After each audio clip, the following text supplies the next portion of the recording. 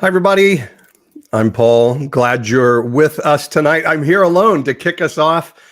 Tonight, you're going to see an interview kind of in honor of elections that April and I were able to record a while back with Katherine Stewart. She's the author of this book, The Power Worshippers, Inside the Dangerous Rise of Religious Nationalism. Somebody I had a chance to interview very early in COVID, who was one of the first out there, an expert reporter who was kind of the first to start to blow the whistle on the fact that Christianity was becoming a danger to the nation. And so we're going to hear from Katherine here in just a moment. How are you feeling about election? I think we all were terrified and maybe feeling a little bit better today, but stay diligent. Our work is not done, but for today, we can breathe a little bit of a sigh of relief. It certainly wasn't the red wave tsunami we thought it was going to be. So hopefully everybody's feeling a little bit better, but don't forget, I've been saying to people all day today, don't forget that Jeremiah 29:11, which is the most hopeful verse for many of us in the Bible. I know the plans I have for you, says the Lord, plans to prosper you and not to harm you, plans to give you a future and a hope.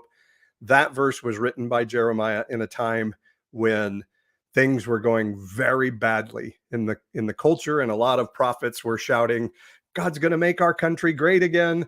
And Jeremiah was saying, no, he's not. Babylon's going to take us and our culture is going to collapse. So no matter what the outcome, we have hope, right? Because we have each other and we have the supernatural goodness of heaven that we can cling to however we're deconstructing that field. Don't forget also November 22nd. Now this will be a Tuesday. Normally our Zoom hangouts with our Ish community are going to be on Wednesday nights, just like the podcast. But in November, we have this little thing called Thanksgiving coming up.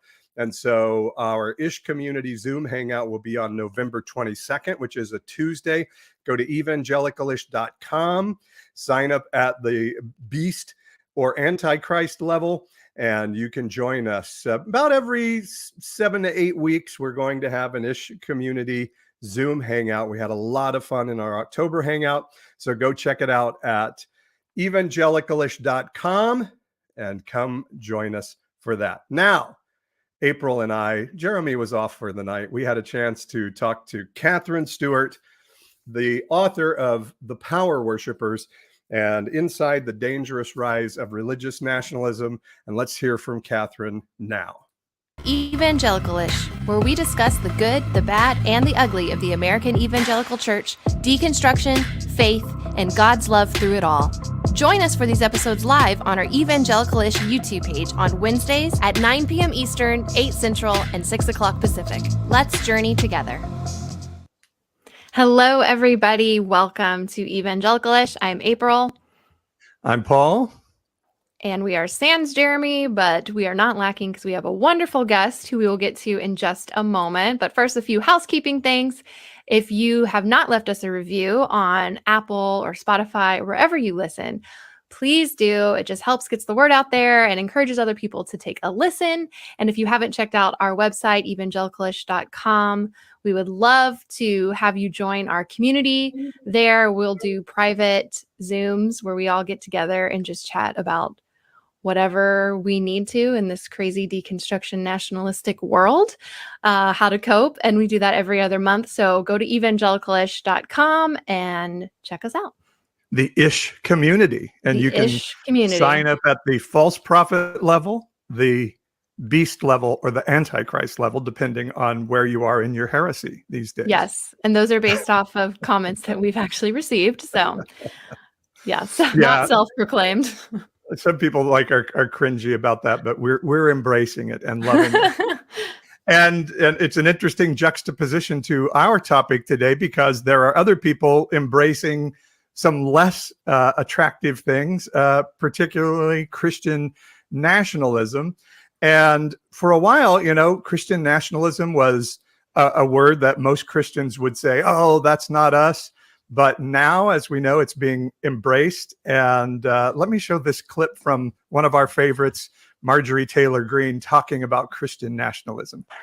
Now, if the Republican Party becomes the party that actually does the things we say we're about, then we are going to be a party for nationalism. Isn't that right? But then I think there's another element we need to have, and I'm a Christian. How many Christians do we have here? So you see, I also call myself a Christian nationalist, and that's not a bad word. That's actually a good thing, right? And there's nothing When people wrong with start being- saying out loud the secret things, it really starts to get a little scary. And our guest today has been talking about Christian nationalism longer than just about anybody I know. I did an interview with her on my podcast years ago, and her book, which was a real eye-opener for me, is The Power Worshippers. She was writing years ago about how Christians are trying to take power here in the U.S., and she joins us as our guest today. Katherine Stewart is author of The Power Worshippers, the inside look at the dangerous rise of religious nationalism. She's an investigative journalist and author. And Katherine, thanks for being on the show with us. Thanks so much for having me. It's great to come back to the show. And as I said, you and I were talking about this years ago. You were one of the first authors and writers and reporters that I was hearing talk about this. So now here we are in 2022. How are you feeling about where we are with the rise of nationalism in America now? I've been following this movement as an investigative reporter for 14 years. And in my view, the movement is getting more sort of consolidated and sort of extreme. I think about people like Marjorie Taylor Greene. That clip you just showed is eye-catching, and it shows that the movement is tolerating and even cultivating extremist messaging. But I think it's even more critical to show how someone like Mitch McConnell or Kevin McCarthy are standing by and doing nothing as our former president, for instance, gets investigated by the FBI, or those sort of powerhouses, those political powerhouses lend support to the lie of the stolen election, because it's really the big power players in the Republican Party that have made this turn to authoritarianism and religious nationalism possible. And without them, people like Marjorie Taylor Greene or, say, Lauren Boebert really wouldn't have careers. That's interesting. And so the Republican Party, by not being actively, aggressively standing against it, some of the more moderates are the ones my friends would call rhinos.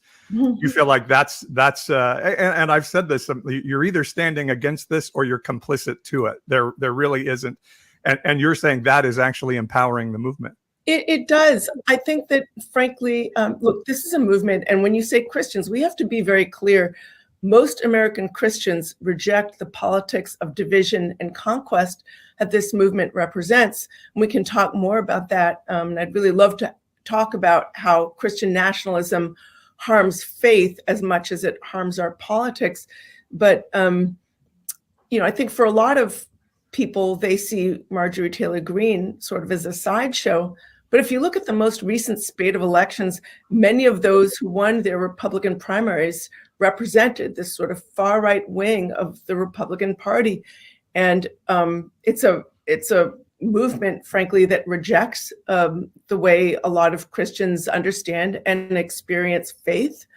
I hear a lot. I actually do a lot of talks at different churches. I was at a Bethel Lutheran church 4 days ago, speaking to a group in Madison, Wisconsin. There are many other faith groups that are really concerned about tying their faith and their sort of eternal aspirations to sort of hard right partisan politics. But I think mainstream or outside observers have consistently underestimated the radicalism of this movement. We tend to think about it as it's definitely not a religion. It's and a lot of people frame it as an obsession with a few policy choices, abortion among them. But in fact, the movement has for years consistently aimed at democracy itself. It's radically anti-democratic, and it represents much of the turn to authoritarianism on Americans' right wing. I remember it's been interesting to me because I've started becoming aware of the dangers of Christian nationalism probably around 2016 when Trump, that whole thing. We don't need to go into Trump. Came down the escalator. Yeah. Yeah. So when all these evangelicals who, because I was raised very conservative evangelical, and I saw these people who taught me, to love my neighbor and to care for the poor and the widow and all of these things that I believed that I was trying to do. But then I saw these Christian leaders throw out what appeared to be their integrity to get behind Donald Trump. And it just became this, no, politics is more important than, what the gospel that I would have said back then. And then as I've gotten further and further out of it, I realized that I was a Christian nationalist at one point, but didn't realize it. Like, it didn't have the language for it, because I've always been brought up, and it wasn't overt as it is today, but like, we didn't think you could be a Democrat and be a Christian. And very, very much. We didn't say it out loud, right? But it was behind closed doors. I mean, I was a understood. PK, so I definitely heard people say it, but just not from the pulpit. And now you have Greg Locke, who is saying that from the pulpit. So it's been weird to see that. I think if it had been as overt when I was in it, I feel like I would have shied away from it. But now you see all these people embracing the term, because when I started calling it out, and you for much longer, people were like, no, I'm not a Christian nationalist. Like, that's a bad word. And now you see Marjorie Taylor Greene. And then we were talking earlier, there's a book that was just released on Christian nationalism in favor of Christians being nationalistic. And when did you see the shift into where why do you think they're embracing it now and seeing it as a good thing? I think they're trying to reframe it. Look, Christian nationalism is not a word game. It's not describing people who happen to be Christian and have patriotic sentiments, which is what they would like to have us believe. It involves rejection of a series of liberal democratic norms, including equality, democratic elections. Look, this is a movement that denies the consequences of elections they don't like, pluralism and the separation of church and state. It involves an embrace of authoritarian politics, in which a dominant religion or culture, or even perceived dominant religion or culture, uses the power of government to impose its allegedly moral vision of society at the expense of individual rights. It involves identitarian politics, that the right is always criticizing the left for their identity politics and their focus on identity. I think they play identity politics harder. You're in or you're out. You're with us or you're not. You're an insider and an outsider. And as one of my sources, when I was writing Power Worshippers, told me, he was a youth pastor at an evangelical church, and then sort of his faith journey became complicated. He's biracial. He said, your belonging in this movement is no longer based on race. It's not even based on religion. It's based on your political identity.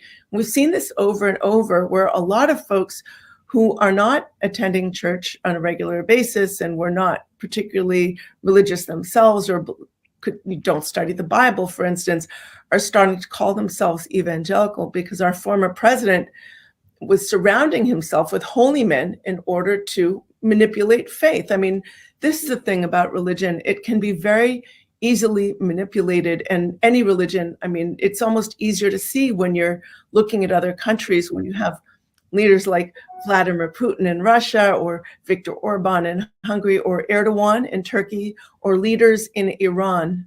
When these leaders are binding themselves to hyper-conservative religious figures in their own countries in order to consolidate a more authoritarian form of political power, we rightly recognize that as religious nationalism. And what they do is they're bubble wrapping themselves in sanctimony, because they don't want any transparency of their corruption, of their nepotism, of their cronyism, and they don't want criticism. It's a way to silence their critics and say, look, I'm surrounded by these holy men, so everything I do must be good, right? Because we all, at some core, many of us in some core way, we identify faith, whatever our faith traditions may be, with goodness. So this is one of the reasons why religious nationalism is so dangerous. I think about our former president. There was no amount of corruption he could commit, no number of documents pertaining to our national security that he could steal, no amount of bigotry that he could license, no amount of cronyism or nepotism that he could engage in that would alienate him from the leadership of the religious nationalists here in America, the Christian nationalist leadership, as long as he was giving them what they wanted. Pro-life judges, access to political power, and access to public money. I think to a largely underappreciated degree, a lot of the movement's activity is really aimed at increasing the flow of public funds in their direction. And this just didn't pop on the scene, as those who read your book will know. You started looking into this a long time ago as Christians were trying to infiltrate public schools to do some indoctrination. I don't know if that's a fair word or not, but you've been looking at this as a movement for a long time. That's right. It's a certain cohort, again, of, it's not the United Methodists or the mainline denominations or progressive evangelicals. I, think about so many initiatives that are faith-based initiatives trying to push back, like the New Evangelicals, Faithful America, Christians Against Christian Nationalism, the Baptist Joint Committee, Vote Common Good, and so many others. But yeah, I'll tell you my story if you have time for it. I was a young mom in Santa Barbara, California. My daughter was in the first grade. She was 6 years old, and our baby boy was a baby. And I learned from another mom at the school that something called a Good News Club was coming to our public elementary school in Santa Barbara. Now, Good News Clubs are these after-school clubs targeting children in the very earliest years of learning. The centerpiece of their program is called the Wordless Book. It's got no words, just pictures and shapes, and it's used to convert children who are too young to read to a deeply fundamentalist form of religion. And listen, we're talking little kids here. Public schools for them, and frankly, for most families, have a kind of cloak of authority. They're representative of the government, right? So little kids can't make a distinction between what they're taught in school and what's sponsored by their school. They think if it's happening in their school, it must be what their schools want them to believe. And adults within the school are teacher figures, so they have that authority. So the adults who are leading the Good News Clubs, as I was discovering through Good News Clubs in our town, the adults leading the clubs would use points or prizes or even candy or balloons for getting these little kids attending the clubs to recruit their non-Christian peers or their unchurched peers or their peers to the club.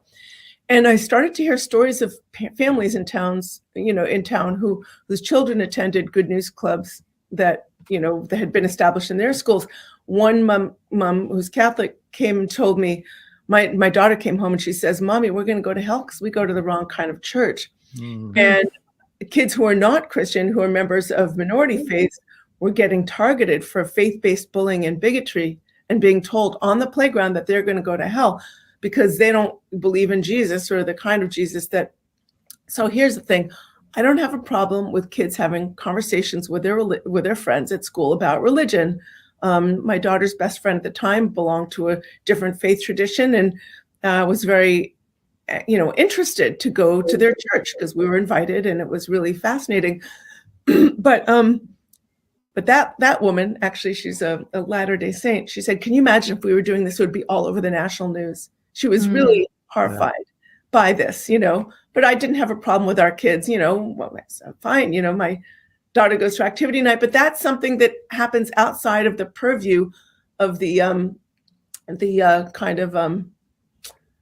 authority of the school. Yeah. So I do have a problem with kids being deceived into thinking that their public school supports a particular religion and then using, like adults leading the clubs, using that misinformation to get kids to bully their other kids and to promote division within the school. This is kind of a long way of saying, I saw that the effects of the club were really promoting division in a diverse public school environment. Thing that really astonished me is the Good News Club leaders seemed to treat public schools with contempt, even as they were setting themselves up in the classrooms and using the furniture that we, the taxpayer, paid for. They would use the classrooms, use the furniture, take advantage of the cloak of authority, the heating, the cooling, the security, everything else. And yet they spoke about public schools with contempt. They called them government schools. They called our schools mission fields, and they called other people's children the harvest. So I was really astonished. And I thought, first of all, what are they really? Oh, here's the best thing. So a group of evangelical parents who our school is in the same area as Westmont College, which is an evangelical college. As far as I could tell, no parents, none of the Westmont parents that I knew, certainly, like all my best, closest friends at the school were largely, Westmont moms or Westmont professors, and none of them seemed to want the Good News Club at our school. So they met with the Good News Club leaders and they said, we're evangelical too. We believe in the Great Commission. We'd like to offer you space in the church next door to the school, Montecito Covenant Church. It's an absolutely beautiful church. And the goodness, literally next door to the school, Good News Club leaders declined, and they insisted that they wanted to be in the school. So that really tipped me off. I was like, first of all, why don't my friends want them in the school? What do the leaders of the Good News Club really believe? And like, how is it possible for them to be operating in public schools, given our separation of church and state? And why don't they want to be in this beautiful church next door? Like, all of it seemed really confusing. So I just had to dive in, right? Kids, education, religion, it's a perfect storm. So I started to learn more about Good News Clubs, and I wrote a piece for the Santa Barbara Independent about this, got a lot of feedback on it from parents, frankly, all across the country, because people had not really been writing about Good News Clubs, even as there were thousands of them in public schools. And I discovered that the Good News Clubs were just one small part of a much larger attack on public education. And the attack on public ed was just really one part of a much larger attack on America as a modern constitutional democracy. Wow. Do those clubs still exist? Oh, yeah, they sure do. There are thousands of them operating in public schools. Do you know what denomination they are? It's interesting. You should look at their statement of faith. I have a friend who contributed to a book called The Handbook of Christian Denominations, and I just sent him I sent him their statement of faith, and he said, "Wow." I said, "What do you think this is?" He said, "It reads like Independent Fundamentalist Baptist." So it's on the conservative end of the evangelical spectrum, and there is a spectrum. Yeah. My daughter, she's in first grade now. So she's my oldest. So we're just now getting into school, but she goes to a public school, and they sent home in her folder. It wasn't Good News Club, but it sounds like it was something similar. It was called something vague, but in the fine print, it was something called like Children's Evangelism Ministry. Child Evangelism Fellowship? Yes. Good News Club. That is a Good News Club.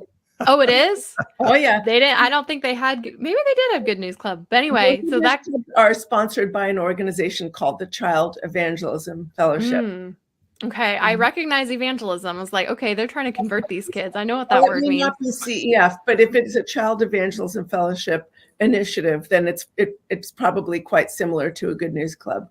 Yeah, it said on there, like, I know one of the bullet points was like Bible stories. Oh, they make it look amazing, right? Oh, yeah, Bible stories and fun. And it's like candy, games. And a lot of parents think, well, I want my kid to have some faith education, but it's in such a convenient setting. It's aftercare for free. And you know how it is to be a young parent. We all need that. An extra hour means you can work for another hour or do the laundry finally, or pay attention to your other kids that you may have at home. And it's such a convenient setting. But, there was this independent study fellow who emerged out of the Good News Club community. His mom was a Good News Club teacher. He was raised conservative evangelical, and his faith sort of began to complicate as he had adopted a child himself, and went back and looked at the materials. It's like, oh my gosh, I wouldn't teach my child this. So he did an independent study of their 5-year curriculum. It was like a very standardized curriculum taught in every Good News Club from coast to coast. And he did the study of mentions of, there's thousands of mentions of the word sin, obedience, the concept of hell. There was one lesson plan for one day of Good News Club. There were 40 references to the word obey or obedience was used 40 times. And in this 5-year curriculum, he found only 2 or 3 glancing references to the golden rule, loving your neighbor as yourself. So it's the idea is like, you're a sinner, you're born a sinner, and that's like such an emphasis, and you deserve to die, and you deserve to be separated from God forever, except if you do this thing. And it's like, but that was the overarching emphasis of this program, which is frankly a lot of how Christians and many evangelicals learn faith and teach faith, is just a much more richness and much more emphasis on these other concepts. It's this is a struggle inside of me, because I mean, I know I have friends that are doing everything you're talking about in schools, and even our church, when I was a senior pastor, we adopted our neighborhood high school, and all the schools are short money, and so we would buy hot dogs for their pep rallies, and we would man their concession stands at football games, and I think we did it from a pure place in our heart, but I know there's always an underlying agenda, if you're evangelical, to convert people to your religion. And so I'm wondering where that line is between this being a good thing of caring for your community, and where it becomes an agenda to convert people to your religion, and ultimately then to take over the institutions of the country, as we're seeing now. Well, I don't have a problem with people teaching their faith to their children, but public schools, in order to function effectively in a society as diverse as ours, people need to set aside their religious agendas and their political agendas, and come together in support of our children and their collective future. And I went to a national convention of the Child Evangelism Fellowship, which was all the Good News Club leaders. And look, if this was taking place for many years, Good News Clubs took place at people's churches and their homes and parks, and sometimes people rent businesses to have church services, whatever.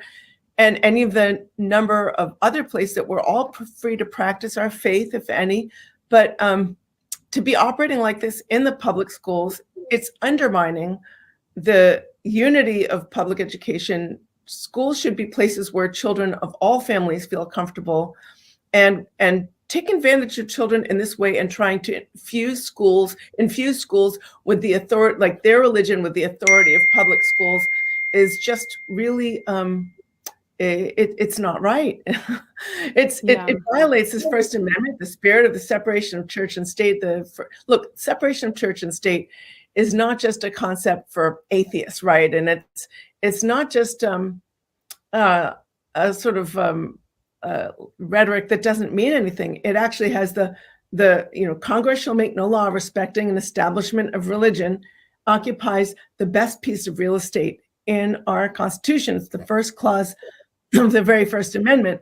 And if you go back and you actually read the words of our founders, the phrase separation of church and state flowed from Thomas Jefferson's pen. So this is a concept that is ensured that, listen, our country has there's so many countries all over the world that have been torn apart by sectarian division, and separation of church and state is a concept that has frankly served our country very well, even as we are so much more diverse than so many other nations. It's like you said, evangelicals would never want a Mormon group to have this space in the public school. Those who are fighting for a coach to be able to lead a Christian prayer at the end of a football game, as we saw in the Supreme Court, if that were a Muslim leading Muslim prayers, which my Muslim friends tell me would never, ever, ever happen. But if it was, evangelicals would. Yeah. So it just seems like they're saying that law applies to every other religion, but not ours, because we are a Christian nation. Well, this is the thing. It's a double standard, and double standards are ways in which people force other groups on an uneven playing field. But it is encouraging that there are a lot of folks who are Christian who are standing up and saying, not in our name. But, as much as Christian nationalism is a set of ideas and an ideology, it's also an organized quest for political power. And we need to acknowledge that it consists of a kind of infrastructure. There's the right-wing policy groups, the legal advocacy groups. Good News Clubs would not be taking place in public schools if not for the Alliance Defending Freedom. Pardon me, I'm just going to have some water. No, you're fine. I think it's so I didn't think that you could have a specifically religious group come onto property of a public school, but I guess it's okay if it's not in school hours. Is that the technicality? They're the way that they were allowed onto public schools, or I should say forced their way into public schools, because schools generally do not want them.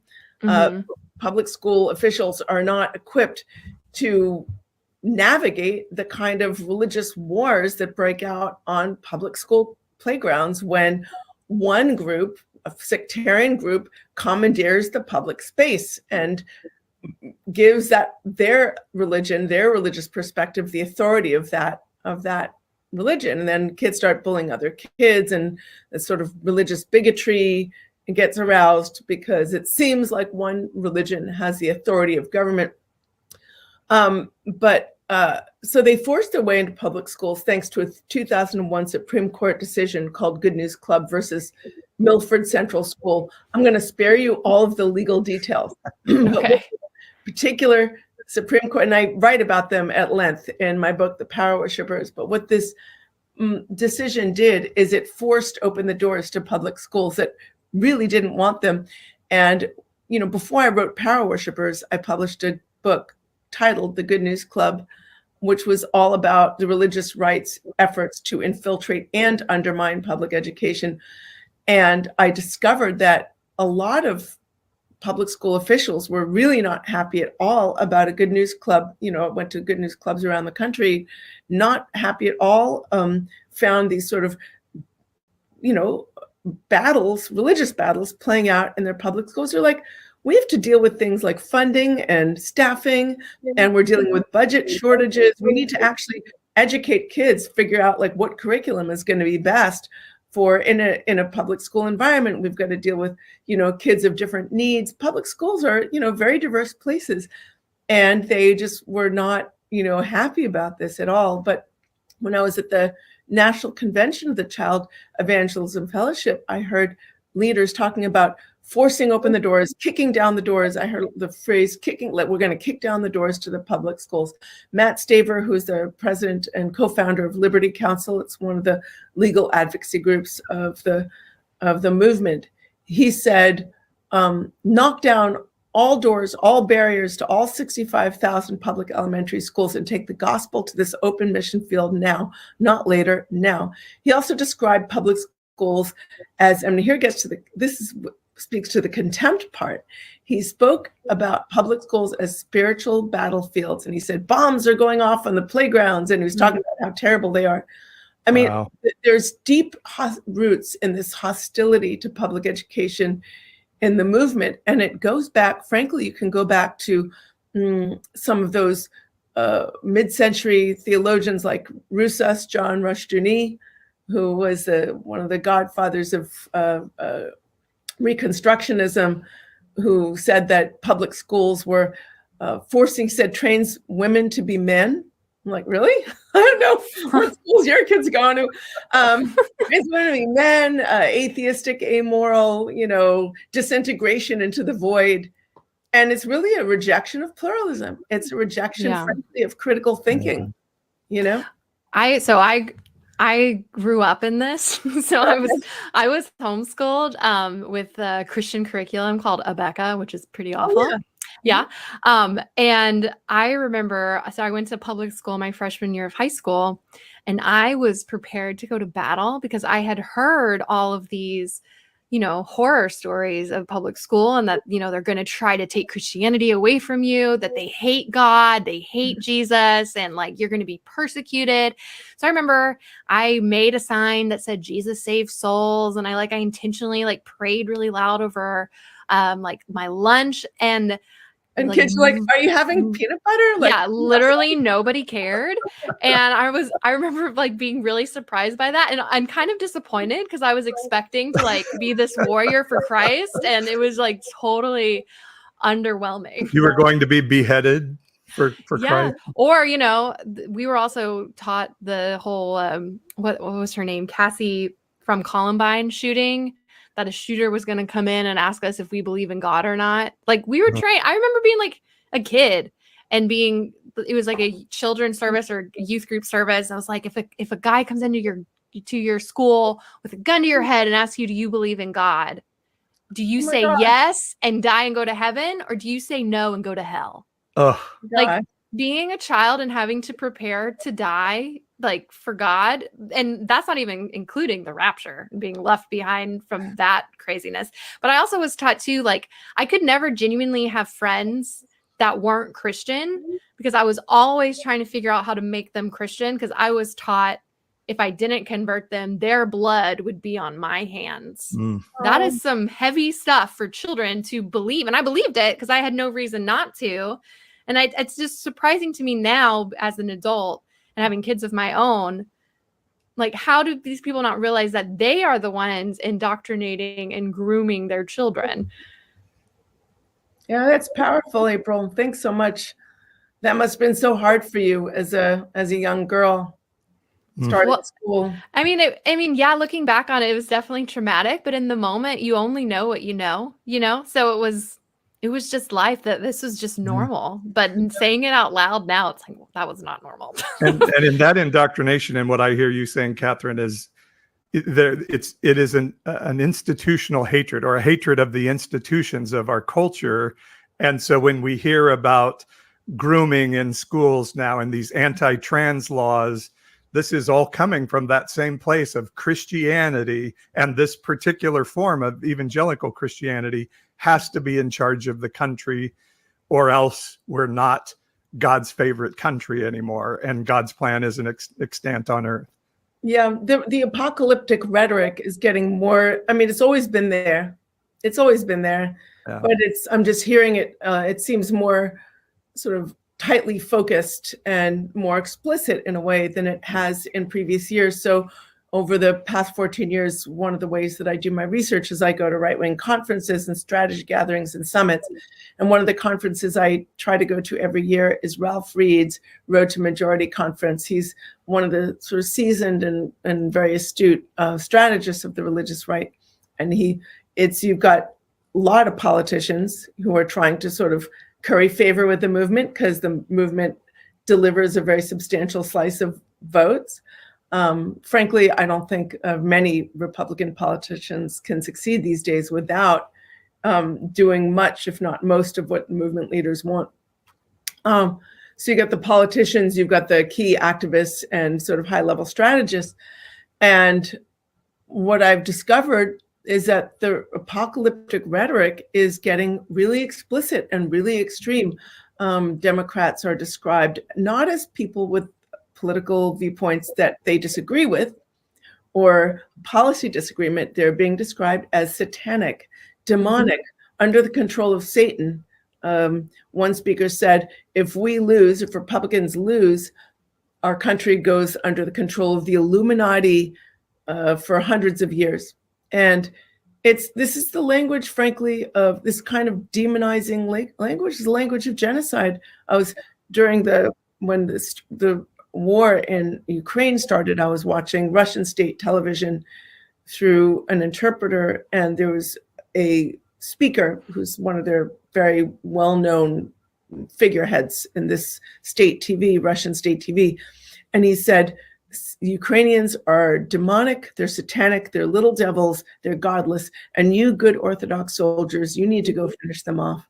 And it's horrifying. This kind of language, this kind of rhetoric has been used to justify some of the most disgraceful and tragic incidents in our history of the world. It reminds me actually of a lesson plan that I saw in the Good News Club. It's the War of the Amalekites. You guys know the story, right? Yeah.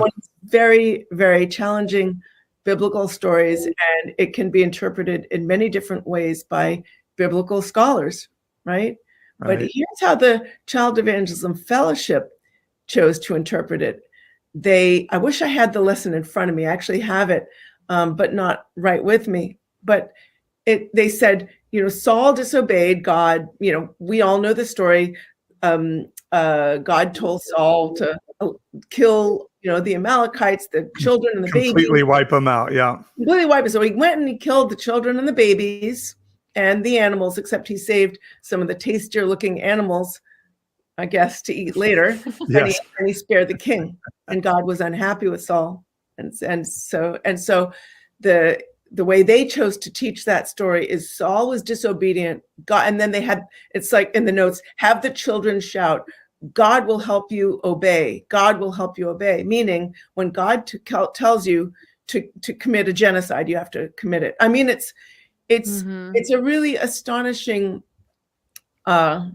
way of looking at, and then of course the ones he was supposed to kill were deserving of death for their unbelief. Mm. You know? And if people don't believe this, when as a child growing up, I heard when Japan's economy was really roaring and rivaling the United States, I heard a pastor once say from the pulpit, God gave us the ability to wipe Japan out with the atomic bomb, and we didn't do it. We didn't do it. And so now, I mean, that is the underlying belief of this. And I think why that's important for people to hear, because they can say, well, that's just sensationalism. That's a crazy sect. No, when you talk about Doug Mastriano running for governor in Pennsylvania, these are people that hold these beliefs, very similar things of like Muslim people are a threat in our country rather than being good American citizens. They're a threat. And these are people who are now, like you talk about Ralph Reed, guys like him, their plan has worked. They are taking power of the country in some ways. And so that's why I think what you're doing, Katherine, is so important. I don't know. Am I overreacting in that? No, I think you're absolutely right. The movement is as strong as it is and powerful as it is because they've invested in these various pieces of machinery for decades, right-wing policy groups, legal advocacy groups, networking organizations like the Council for National Policy that serves to get a lot of the leadership of the different organizations on the same page. They've got legislative initiatives like Project Blitz, or they've got very sophisticated data initiatives that they work with. A lot of the movement works through religious infrastructure. So they know very well, if you can get the pastors, you can get much of their congregation. So they devote a lot of resources to bringing pastors under the umbrella of these organizations like Watchmen on the Wall or Church United or Faith Wins. And they do these pastor gatherings. Did you go to any of these, Paul? Like the pastors and pulpits gatherings or pastor gatherings where they're giving you talking points, telling you what matters should issue if you want to vote, your biblical values, giving you videos to air at church, sermon starters. They give them to make it easier for pastors to sort of talk about this stuff. They offer to do presentations in church and bring them these presentations to churches. They offer voter guides, millions of voter guides that boil down your biblical values to 2 or 3 or maybe 4 core issues. Abortion is always one of them. A sort of binary, you're with us or against us issue, because they know if you can get people to vote on a single issue, you can control their vote. Mm-hmm. I haven't been to those. By the way, sorry, April, real quick. One of the speakers at one of those was Rafael Cruz, who is Ted Cruz's father. Yeah. So yes, I have. I remember the drama about there was some drama with him and JFK or something that Trump was saying. I think Trump said he killed. I mean, there's some, but it was just one of Trump's many nutty conspiracies. Yeah. Here's the thing about that kind of reflexive conspiracism. If you can, it's like a psychological warfare tool. If you can separate people from reality, it makes them much more easier to control. So, I went to the Reawaken America tour. Do you guys know what that is? It's this. Unfortunately, yes. Yeah. So there's this traveling roadshow, Clay Clark, Michael Flynn and Roger Stone and Eric Trump spoke at the one that I was at. It's very Mike Lindell and all those sort of super Trumpy MAGA faction. You walk in there. I walked in there, there was some lady doing a podcast on the Great Replacement and saying, oh, the vaccine is supposed to, they want to kill 80% of us through the vaccine and then replace us with like non-Americans and people from across the border, et cetera. Then there was, I talked for about a half hour to a woman in a Wigwa t-shirt. Here's the thing about this woman in a QAnon t-shirt.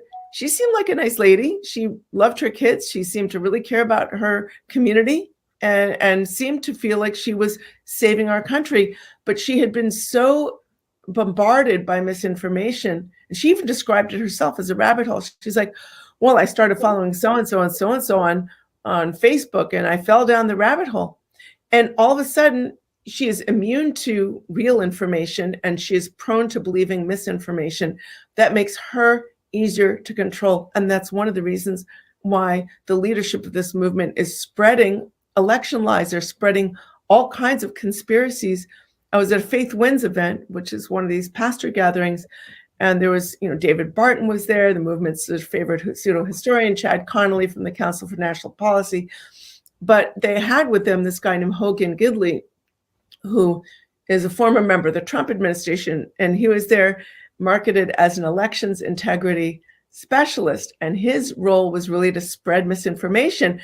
And this was after the investigation led by, I think it was called the Cyber Ninjas in Arizona, that a Republican-led investigation into voter fraud that found nothing. In fact, they found maybe a dozen or a couple dozen extra votes for Joe Biden in their whole investigation. They were like, yeah, we really thought there was a problem, but we found nothing.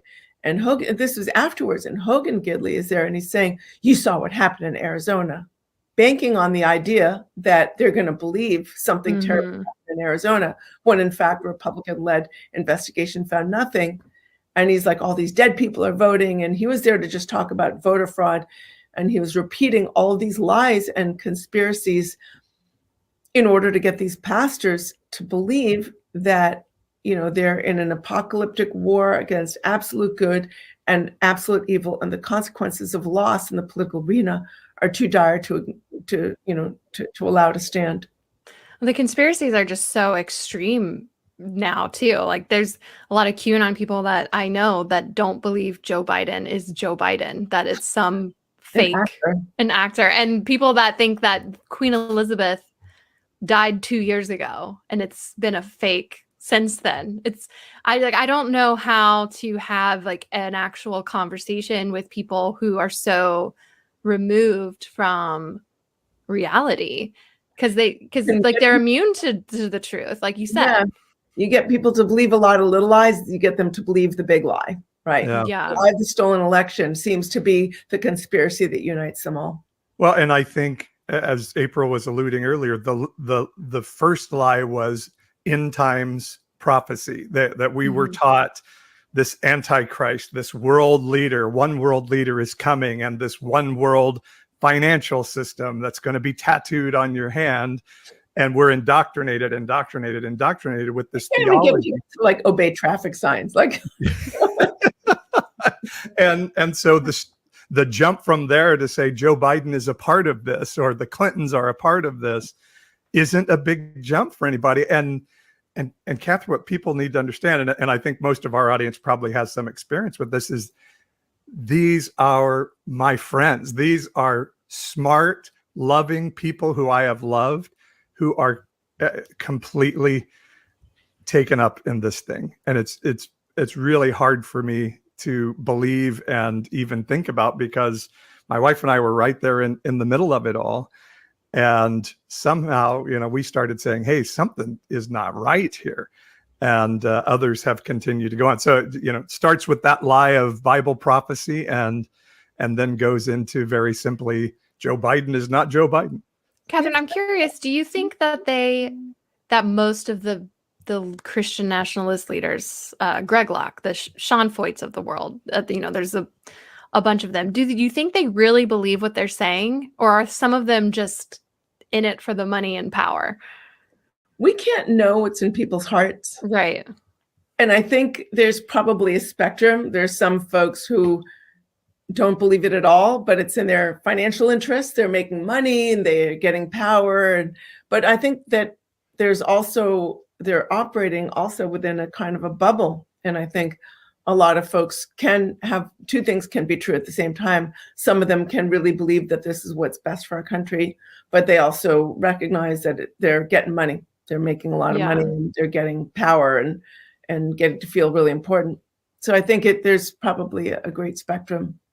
I think a lot of I'll tell you, the disgrace is people like Mitch McConnell or, the sort of big Republican powerhouses who go along with this because they want tax cuts for the rich. I think that's really disgraceful because, or I should say, some of the very wealthy people funding the movement. So the movement is one of the big sources of income for these initiatives are a subsection of very hyper wealthy people. Obviously wealthy, hyper wealthy people occupy a diversity of political spectrums a diversity of political views in our country. But there are a number of extremely wealthy, like just Google Betsy DeVos's yachts, like plural. Do that. Wow. So I'm just off the top of my head, I'm thinking, the DeVos Prince family juggernaut, the Wilkes brothers, these Texas fracking billionaires, the Green family that owns Hobby Lobby. I'm thinking about Sean Filer. I'm thinking about the Lindsays, these who have like one of their houses was recently for sale for, I think it was $76 million. Like one of their, whoa, maybe like the townhouse, not the country house, not the city house, but and their son flies airplanes or something. I mean, they have like so much money and they devote a lot of it to funding the movement and its various initiatives. And I think a lot of them are as committed, if not more committed, to right-wing economic policies and low taxes for the rich, minimal rights for the workforce, minimal regulation of government, no regulation for the environment, and things like that.